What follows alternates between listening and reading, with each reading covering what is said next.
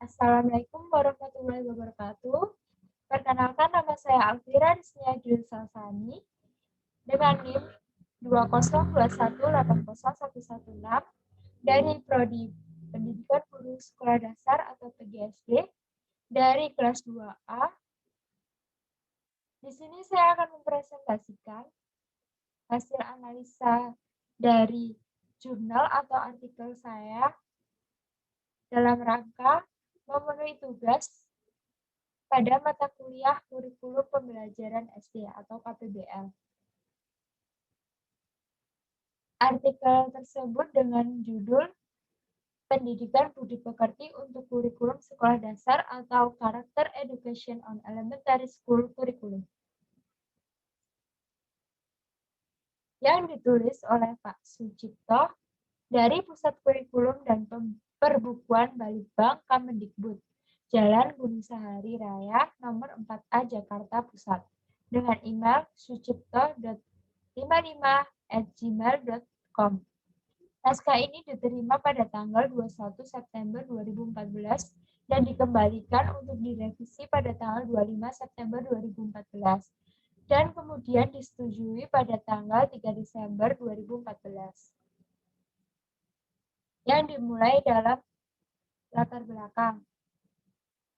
Latar belakang artikel ini mengkaji tentang posisi pendidik budi pekerti pada sekolah dasar di Indonesia didasarkan dengan tinjauan kritis yang bersifat filosofis dengan menggunakan metode dokumentasi.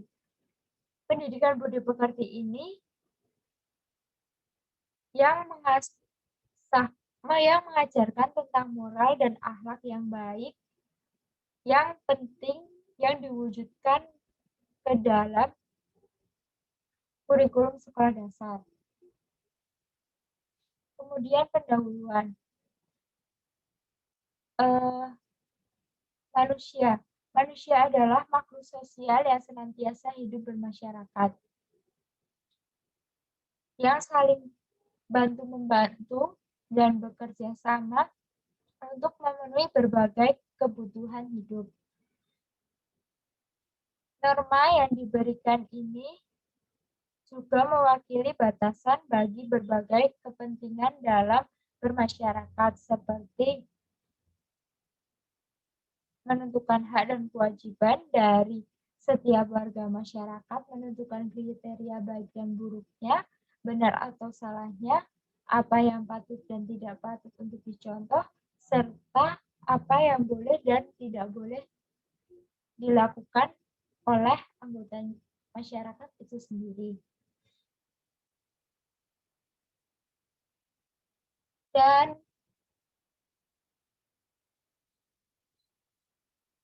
norma sosial ini juga bersumber dari agama dan ada pula yang tumbuh dan berkembang dalam masyarakat sebagai cipta rasa manusia, yakni nilai-nilai budaya yang terus berkembang dengan kemajuan zaman dan perkembangan budaya masyarakat, termasuk di dalamnya perkembangan ilmu pengetahuan dan teknologi. Kemudian landasan teori. Landasan teori ini ditemukan atau dikemukakan dalam penerapan kedua mapel yang sangat bersifat teoritis dan mengaitkan masalah-masalah faktual di sekitar peserta didik. Selanjutnya, tujuan. Tujuan ini di mana pendidikan budi pekerti ini terdiri atas 3 kata, yaitu pendidikan, budi, dan pekerti. Pendidikan yang memiliki pengertian yaitu proses pengintegrasian beberapa komponen yang mempunyai hubungan antara satu dengan yang lainnya, dan dapat ditunjukkan pada pembinaan peserta didik secara terarah, benar, dan bertujuan sesuai potensi yang dimiliki dan kegiatan yang terstruktur. Selanjutnya, metode penelitian. Metode Dan penelitian ini merupakan hasil dari telaah terhadap sejumlah dokumen kurikulum yang diawali dari kurikulum 1947 hingga kurikulum 2013 atas dasar tinjauan filosofis dan diperkaya dengan pengalaman sebagai pengembangan kurikulum nasional dari Pusat Kurikulum dan Perbukuan yang mengandung suatu pokok atas berbagai bagian dan perencanaan bagian itu sendiri serta hubungan antar bagian untuk memperoleh pengertian yang tepat dan pemahaman dengan arti keseluruhan. Selanjutnya, pendidikan budi pekerti sebagai mata pelajaran. Itu apa saja sih? Pendidikan budi pekerti di sekolah dasar dirancang sebagai mata pelajaran yang bisa berdiri sendiri, yaitu terdapat pada satu rencana pelajaran 1947. Yang kedua, rencana pendidikan sekolah rakyat 1964. Yang ketiga, kurikulum 2013.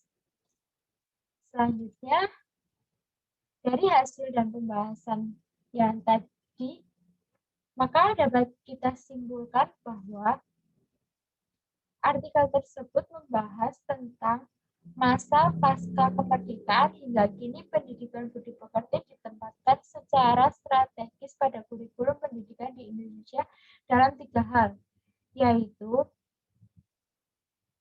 menjadi sebagai mata pelajaran.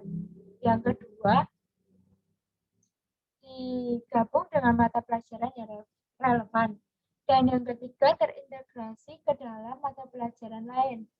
Hal ini menandakan aspirasi seluruh rakyat Indonesia menghendaki bahwa budi pekerti harus dibudayakan dalam semua aktivitas pembelajaran di sekolah.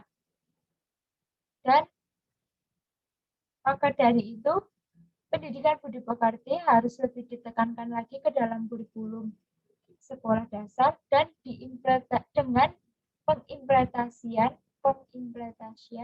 yang jauh lebih baik lagi.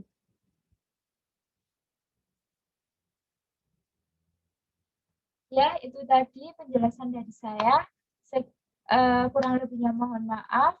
Apabila terdapat salah kata, saya mohon maaf. Wabillahi taufiq wal hidayah.